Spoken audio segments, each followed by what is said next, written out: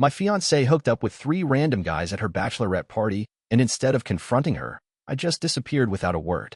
What happened after that? It completely blew up the perfect life she thought she had.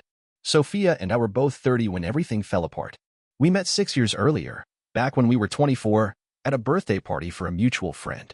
I still remember it like it was yesterday. She was across the room, laughing at something someone said, and I just stood there thinking she was the most beautiful woman I'd ever laid eyes on. She had this magnetic energy, the kind that pulled you in and made you want to be wherever she was. By the end of the night, we were out on the patio, talking about everything: music, movies, where we wanted to travel, our dreams, and man, I was a goner. Totally hooked. A few weeks later, we started dating, and about a year in, we moved in together. Everything seemed good. Or at least I thought it was.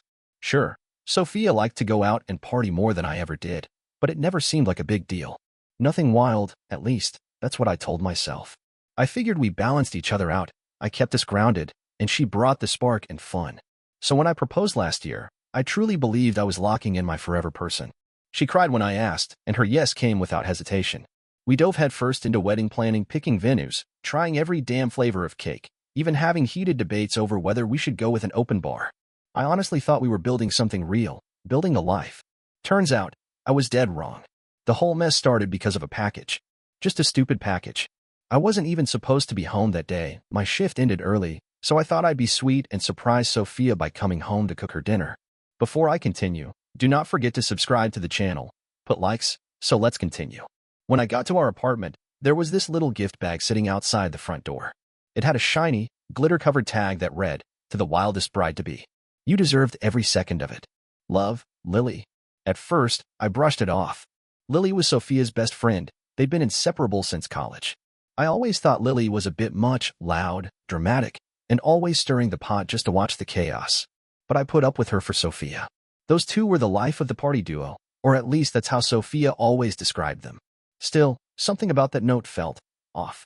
I picked up the bag, brought it inside, and set it on the kitchen counter.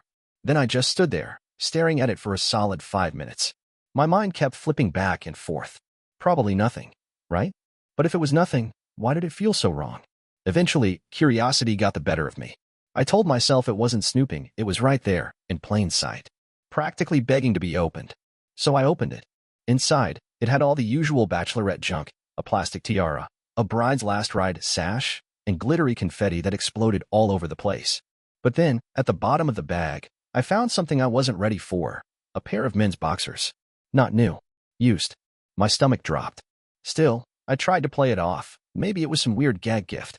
Just a joke. But then I noticed the flash drive tucked into the corner. I have no idea what made me plug it in. Maybe it was the boxers. Maybe it was the note. Or maybe it was just that gut feeling screaming at me that something was really wrong. So I slid it into my laptop and opened the only file on it. At first, the video didn't seem like much, just Sophia and her friends at a club, sitting in a booth, laughing and cheering. The camera zoomed in on Sophia. She had the tiara and sash on, and of course she looked stunning. But something about her vibe was different. She wasn't just partying. She was completely unhinged. Like nothing in the world mattered. Then the next clip played. That's when everything started falling apart. Sophia was up on a stage, clearly a strip club, grinding on a male stripper while her friends screamed and cheered like lunatics. At first, I tried to be rational. Okay, it's a bachelorette party. Not exactly classy, but maybe not the end of the world. But then I saw her lead the stripper off stage, giggling, dragging him toward a back room. I paused the video. My heart was racing. I told myself, maybe it was all a performance. Maybe they just talked, laughed, and that was that. But deep down, I knew. I already knew. The next clip erased any doubt. There she was, sitting in a lounge area, surrounded by 3 guys. They were drinking, laughing, getting flirty. Then one of them kissed her. And she didn't pull away. She kissed him back. And then another guy joined in. By the end of it, she was guiding all 3 of them into what looked like a hotel room. The worst part? Lily's voice in the background, laughing, hyping it all up, narrating like it was some kind of twisted awards show. Sophia, you're a legend. Bride of the year. I just sat there, frozen, staring at the screen. It felt like someone had ripped open my chest. I didn't even recognize the woman in that video. This wasn't the Sophia I fell asleep with every night, the one who used to curl up on my chest while we watched cheesy rom-coms. This wasn't the same person who once cried tears of joy talking about the family we were going to have. Later that day, Sophia came home acting like everything was normal. She kissed me on the cheek, asked how my day was, and started gushing about how Lily had the best ideas for wedding decorations. I just nodded and smiled, playing along like everything was fine. But inside, I was done, completely checked out. I couldn't even look her in the eyes without that damn video flashing through my head. I felt like the biggest idiot on the planet for not seeing it sooner. Were there signs? Did I miss something? Or was this really the first time? I didn't know, and honestly, I didn't care anymore. The woman I thought I was going to marry, she didn't exist. That night, I didn't sleep. I just laid there, staring up at the ceiling, watching that video play in my mind on repeat. Every laugh, every kiss, every touch, it all felt like a knife twisting deeper into my chest. I wanted to confront her, scream, demand to know why. But deep down I knew it wouldn't change a damn thing. The next morning, Sophia got up early to get ready for work like nothing had happened.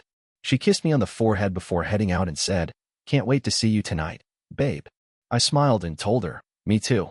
The second she walked out the door, I started moving. I didn't sit down, didn't even pour a cup of coffee. I just went straight to the closet, grabbed my old duffel bag, and started stuffing it with whatever I could: clothes, toiletries, my laptop, chargers. Anything I might need, as long as it fit and didn't make a mess. I wasn't planning on coming back, so there was no point in overthinking it. I didn't give a damn about the furniture or the shared stuff. She could keep the TV, the couch, the blender, whatever. I just wanted out. As I was packing, it hit me. I'd never done anything like this before. I'm the guy who plans every detail of everything. Vacations, workdays, lazy weekends, all mapped out. And here I was, throwing random stuff in a bag with no plan other than getting the hell away. I pulled out my phone and started searching for somewhere to stay. I knew I couldn't do a regular hotel. It felt too cold, too real. I needed space to breathe, to think, to figure out what the hell came next. That's when I found a little resort about 2 hours outside the city. It wasn't anything fancy, but it looked quiet and peaceful, and they had last-minute rooms available. That was enough for me. I called, booked a room for the week, paid up front, and didn't even blink at the cost. Whatever it took to clear my head. Before leaving, I grabbed a folder from the desk, the one with all our wedding stuff. Contracts, deposits, schedules. I wasn't about to pay another cent for a wedding that wasn't happening. First stop, the venue. I called them as I walked out the door. "Hi, this is Ethan," I said, trying to sound calm. "I need to cancel a wedding reservation." The woman on the phone sounded caught off guard. "Oh, I'm sorry to hear that. May I ask why?" There was no way I was spilling my personal mess to a stranger, so I just said, "Change of plans. Life happens." She started going on about cancellation fees and how they'd keep 20% of the deposit. I didn't care. "That's fine," I said. "Just cancel it." Once that was handled, I tossed the folder in the passenger seat and drove off. I didn't even glance back at the apartment. The drive to the resort felt unreal, like I wasn't even behind the wheel, just following the GPS while my brain replayed every second of that damn flash drive. I kept wondering if it had just been a wild night, or if she'd been hiding this part of herself the entire time we were together. Halfway there, I pulled into a gas station to grab a few snacks and bottled water. While I was paying, my phone started buzzing in my pocket. I didn't even need to check. I knew it was Sophia. I ignored it, but the calls kept coming. Buzz after buzz, text after text. She must have gotten home and realized I was gone. I couldn't bring myself to read them yet. I wasn't ready for the excuses, the tears, or the classic, "It wasn't what it looked like" line. So I put my phone on silent and kept driving. The resort was small but perfect. King-size bed, little kitchenette, cozy fireplace, and a deck overlooking the lake. It felt like I'd driven into a different world, one where none of this had happened. I tossed my bags in the corner, sat down on the edge of the bed, and finally let out a long, shaky breath. For the first time all day, I really felt it.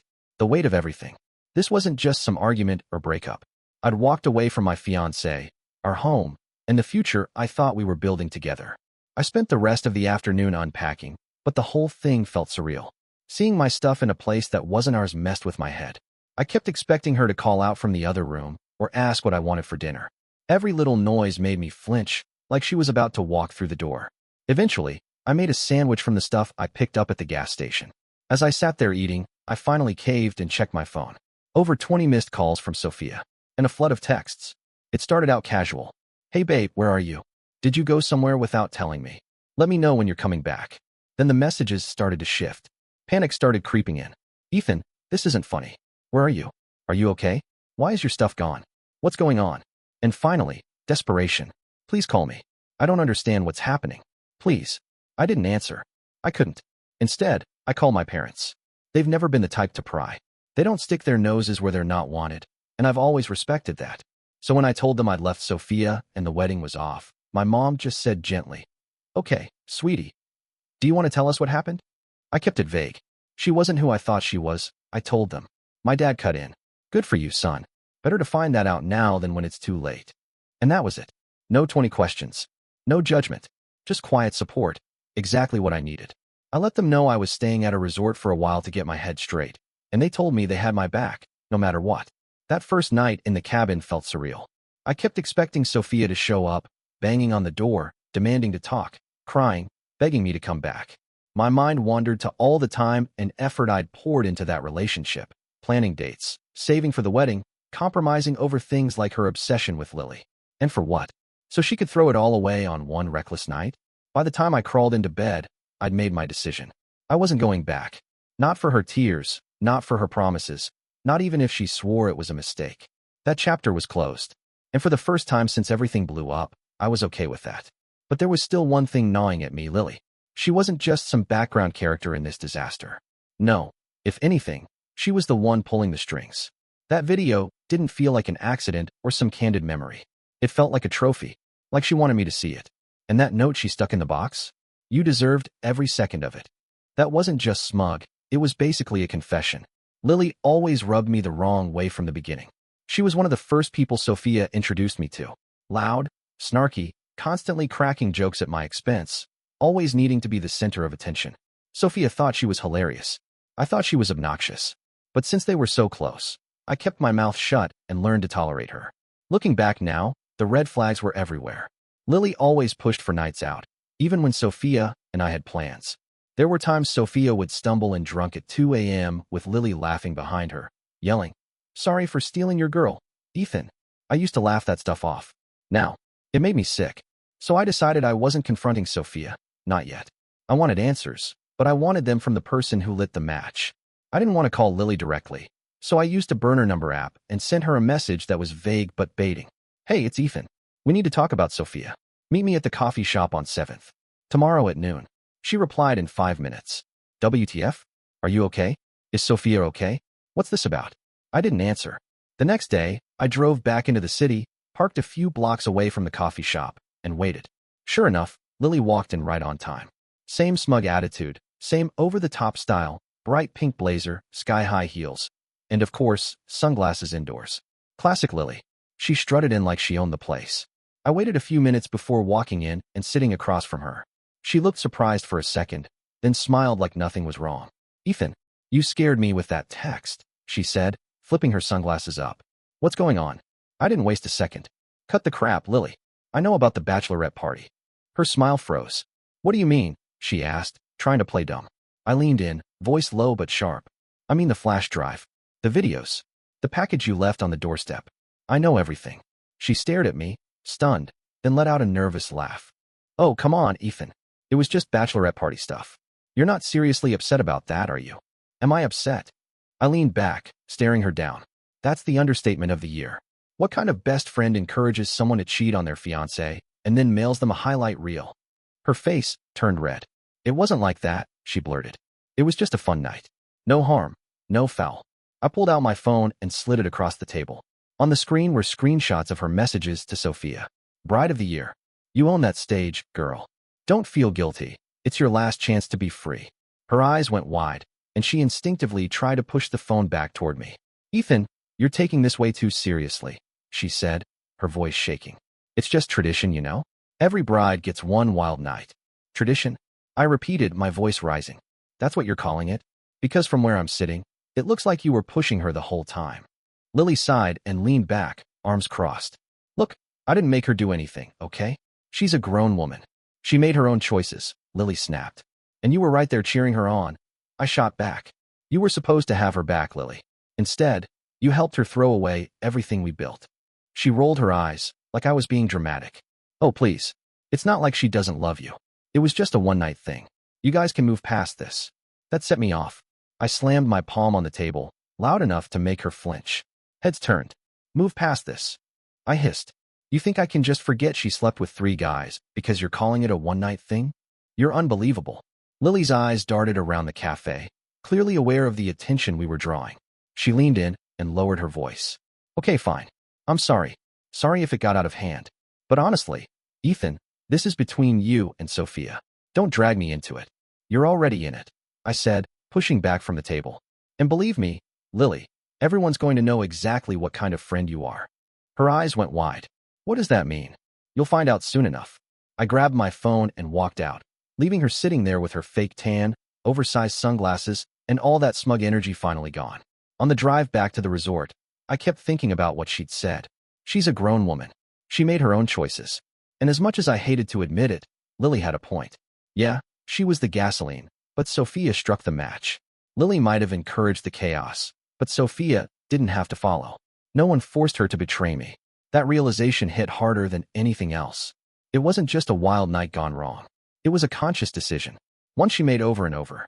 I always saw Sophia as this fun, spontaneous person, someone full of life and light. But now I was seeing her for what she really was: reckless, careless, selfish. Back at the cabin, I pulled out my laptop and started drafting an email. I wasn't ready to face Sophia yet, but I sure as hell wasn't going to let Lily rewrite the story and paint herself as some innocent bystander. I attached screenshots of the messages, the videos, all of it, and I sent it to a few mutual friends, only the ones I trusted to keep quiet until I was ready to speak up. Lily never responded after that meeting. No apology, no angry follow-up. Nothing. I figured she knew the damage was done. There was nothing left to say. She wasn't my problem anymore. But Sophia still was. I knew what I had to do next: talk to her parents. Not because I wanted revenge. Not even because I thought they'd fix it. I just wanted the truth out in the open. Sophia had hurt me, lied to me, and her parents, who had always held her up on this pedestal, needed to see the truth for themselves. Sophia's family had that old-school conservative energy, like you were constantly under review. Every word, every choice, every step was watched and judged. When Sophia and I moved in together 3 years ago, her mom, Veronica, acted like we'd committed some kind of moral crime. She didn't say anything outright, but the passive-aggressive comments did the talking. You know, it's not proper to live together before marriage, she'd say, looking me dead in the eyes while smiling sweetly. Her dad, Charles, wasn't as vocal, but he wasn't exactly supportive either. Whenever cohabitation came up, he'd just grunt and mutter. Back in my day, we did things different. But the minute Sophia and I got engaged, everything changed. Suddenly, Veronica was all in on bridal showers and dress fittings. Charles offered to help us buy a house. It was like I passed some hidden test and got the stamp of approval, finally good enough for their perfect daughter. So yeah, part of me wanted to see the look on their faces when they found out what Sophia had really been up to. Her texts kept coming. Ethan, please answer me. I know you're hurt, but we need to talk. I love you. Please don't give up on us. Each one just made me angrier. She didn't get to act like the victim. She chose this. I didn't reply. Not once. I had nothing left to say. But then Veronica texted me. Ethan, what's going on? Sophia is a wreck. Please call me. We're worried. I stared at that message for a long time. And then I made up my mind. This needed to happen in person. Let Sophia's parents deal with the mess. They always thought they knew best anyway. Let's see how they handle this. The next day, I drove back to the city and headed straight to Veronica and Charles's place. I didn't tell Sophia I was coming. I knew she'd flip out once she found out, but I didn't care. When Veronica opened the door, her face lit up with relief, but also concern. Oh, Ethan, thank God. What's going on? Sophia's been so worried since yesterday. Charles was in his usual chair in the living room, newspaper in hand. He looked up when he heard me. Ethan, he said with a nod. Glad you're here. Maybe you can help us make sense of this. I stepped inside and sat down on their pristine white couch, the same one I'd never been allowed to eat on. I came to tell you the truth, I said, steady and calm. I kept my voice steady. You're going to want to sit down for this. Veronica looked confused but did as I said, perching nervously on the edge of the couch and clasping her hands together. Charles leaned forward in his chair, a deep crease forming between his brows. I pulled out my phone and opened the folder I had prepared. Sophia's been lying to you, I said. And to me. The wedding's off because of what she did at her bachelorette party. Veronica gasped, hand flying to her mouth. What are you talking about? What could she have possibly done that's so awful? I handed her my phone. Watch this. She hesitated, eyes flicking between me and the screen like she wanted to back out. But curiosity, or maybe dread, got the better of her, and she tapped play. Her face shifted as the video rolled, from confusion to disbelief to pure horror. Oh my God, she whispered, voice trembling. This can't be real. Tell me this isn't real. Charles stood up abruptly, face flushed a dangerous shade of red. "What's going on?" he barked. "Let me see that." Veronica handed him the phone with shaking hands, tears already streaming down her face. Charles watched in silence, jaw locked tight, fists gripping the phone like he was trying not to break it in half. "This is what she did," I said, my tone calm but sharp. "She didn't just betray me, she humiliated me. And her friends? They egged her on the whole time." Veronica buried her face in her hands, sobbing. "I can't believe this. I can't believe she would do something like this." Charles started pacing, fists clenched at his sides. "That girl, that damn girl. We raised her better than this. What the hell was she thinking?" "She wasn't thinking," I said. "And now she's blowing up my phone, begging me to forgive her. But I'm done. I wanted you both to know the truth, because I'm not cleaning up this mess." Veronica looked up at me with red, puffy eyes. "Ethan, please. Can't you just talk to her? Maybe it was a mistake. Maybe she was pressured." "She wasn't pressured," I cut in. "No one held a gun to her head. She made her choices, and I'm not going to spend the rest of my life wondering if she'll make them again." Charles stopped mid-step and pointed at Veronica. "This is what happens when she listens to that damn Lily instead of us. I told you Lily was bad news. I told you." Veronica nodded through her tears. "We should have said something. We should have stopped her from moving in with Ethan. Maybe none of this would have happened." I let out a bitter laugh. "You think me moving in with her was the problem? You've been so obsessed with what's proper, you never saw the real issue. Sophia's reckless. She's been reckless for a long time. And now she's finally paying for it." Charles slumped back into his chair, shaking his head. "Unbelievable. Absolutely unbelievable." I stood up. "Look, I'm sorry to drop all this on you, but it's your problem now. She'll probably come running to you for support. What you do with that is up to you. I've already made my decision." As I moved toward the door, Veronica reached out and grabbed my arm. "Ethan, please, don't tell anyone else. Think of the embarrassment for our family." I gently pulled away. "That's not my concern anymore, Veronica. That's on you now." Driving back to the resort, I felt something I hadn't felt in days: clarity, maybe even closure. For years, her parents looked at me like I wasn't good enough, like I didn't measure up to their perfect daughter. But now, they finally saw her for who she really was. Later that evening, I got another voicemail. It was Veronica. "Ethan, it's Veronica. I don't even know what to say. Charles and I are devastated. We confronted Sophia, and she's completely fallen apart. She says she doesn't know how to fix this, and honestly, neither do we. I just want you to know we're so sorry. If you ever want to talk, we're here." I deleted the message without a second thought. Sophia could deal with her parents now. I wasn't going to be her safety net. Let her explain everything.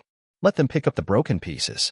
I was done, and it didn't take long for the truth to start spreading. After dropping the truth bomb on her parents, I decided it was time to widen the circle.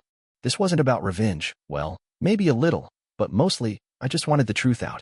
People needed to know what Sophia and her friends really were. If I stayed silent, they'd sweep the whole thing under the rug, pretend it never happened. Not happening.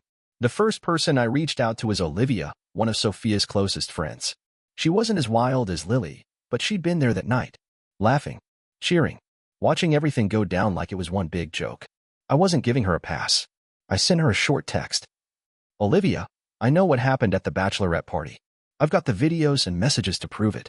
Don't play dumb. We need to talk." She called me within minutes. Her voice was shaky, like she already knew the walls were closing in. "Ethan, what the hell is this? Where did you get this? Does it matter where I got it?" I said, keeping my tone even. "You were there. You saw everything." She stammered, fumbling for words. "I didn't know it was that bad, okay? I thought it was just some dancing, some flirting. I didn't know." "You didn't know?" I cut in. "She disappeared with 3 guys, I cut in coldly. "And you're telling me you didn't know she cheated on me? Right there, in front of everyone?" Olivia went silent. For a second, I thought she'd hung up, but then she let out a sigh. "Look, Ethan. I'm sorry. I should have said something, I know. But it's not like I could stop her. She was going on about how boring marriage would be with you, and how she just wanted one last wild night. Lily kept hyping her up, and, well, Sophia was drunk.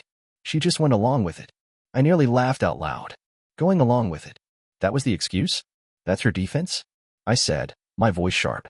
She just went along with it? Come on, Olivia. She made those choices, drunk or not, and you stood there and let it happen. She tried to backpedal. I didn't think it was my place to step in. It was your place. I snapped. You're supposed to be her friend. A real friend would have pulled her aside, talked her down, stopped her. She had nothing left to say. The line was quiet again until she muttered another apology and promised she'd talk to Sophia. I didn't hold my breath. That bridge was already burning. Next up was Lily, though I didn't even have to lift a finger for that one. By the time the dust settled at Veronica and Charles's place, they must have gone scorched earth on Sophia, because suddenly I had over 20 missed calls from her the next day. I didn't pick up a single one. Then came the text from Lily, and she wasn't nearly as apologetic. "Ethan, what the hell are you telling people? Sophia is a wreck, and now everyone's acting weird with me. You need to stop this." I actually smirked when I read it. Lily was finally feeling the pressure, and it was about damn time. I didn't even bother replying. Let her twist. But the real fireworks came when Olivia started talking. Whether it was guilt or self-preservation, she wasn't going down with the ship. She started distancing herself from Sophia and Lily fast, telling anyone who would listen that she had no idea what Sophia had really done, and that she never would have supported it if she'd known. By the end of the week, the story had exploded. Sophia went from the fun, flirty bride-to-be to a social pariah practically overnight.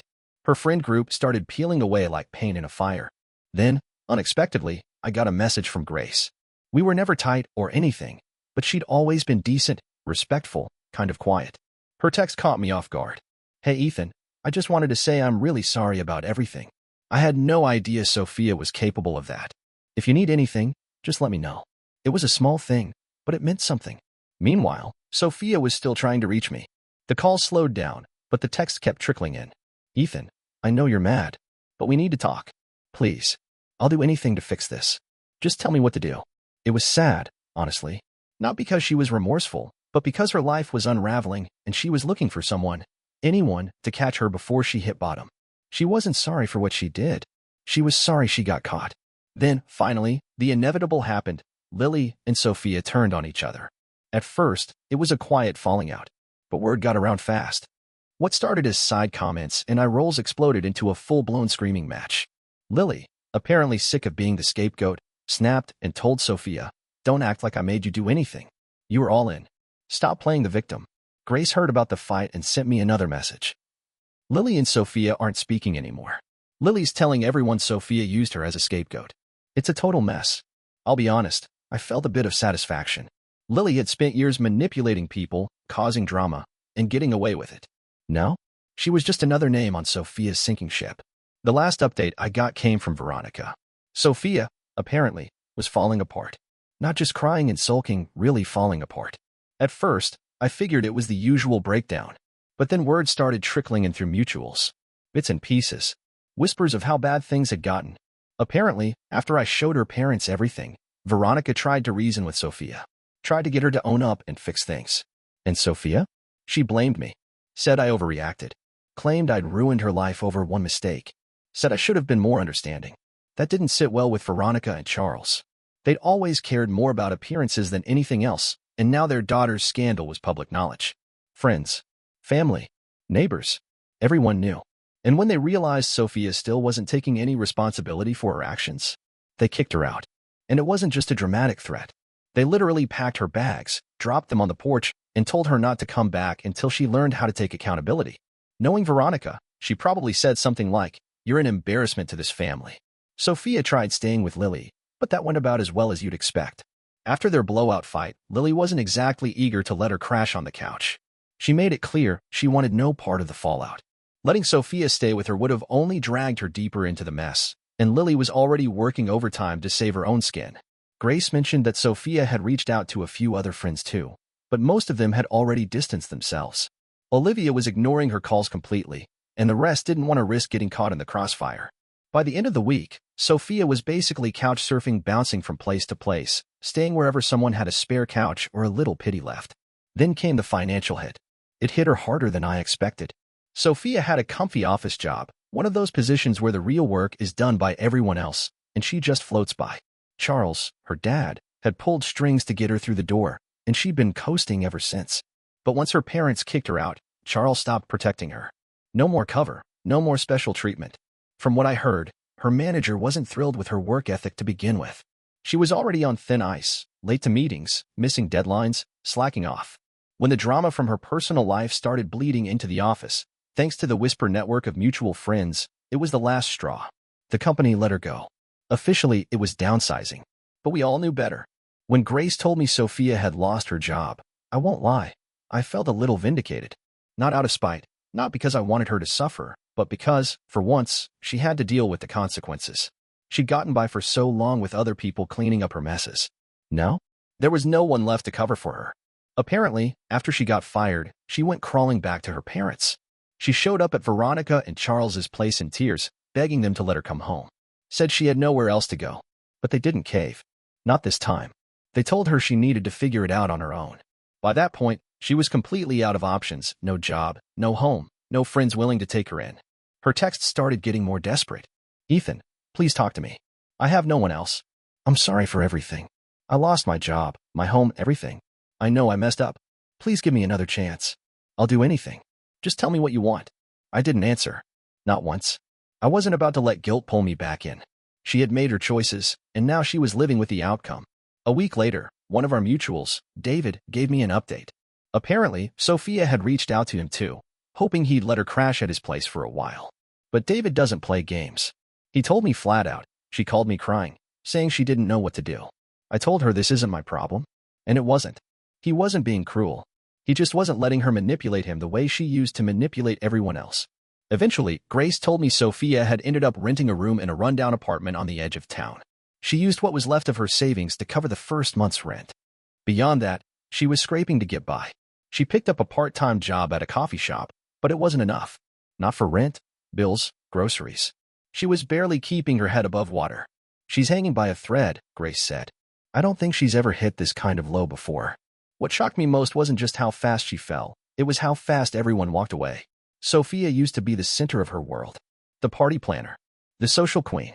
The one everyone turned to for plans, for energy, for fun. But when the roles reversed, when she needed someone to lean on, nobody stepped up. Lily completely washed her hands of her.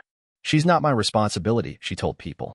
Olivia ghosted her altogether, said she couldn't handle the drama anymore. Even Grace, who'd tried to stay neutral through the whole thing, eventually stopped responding to Sophia's texts. Said it was too much, too toxic. And just like that, Sophia had burned every bridge. She was alone, left to rebuild from the ashes. I won't pretend I didn't feel something watching it happen. A part of me felt satisfied, not because I wanted her to suffer, but because, finally, it all caught up to her. For the first time, Sophia was forced to stand in the wreckage she caused. No excuses. No safety net. Actions have consequences. That was the lesson. She'd avoided it for years. Not anymore. As for me, I was moving on. Every day felt like one more step away from the chaos she left behind. I didn't need closure. I didn't need an apology. Sophia was on her own now. And honestly, that's exactly where she needed to be.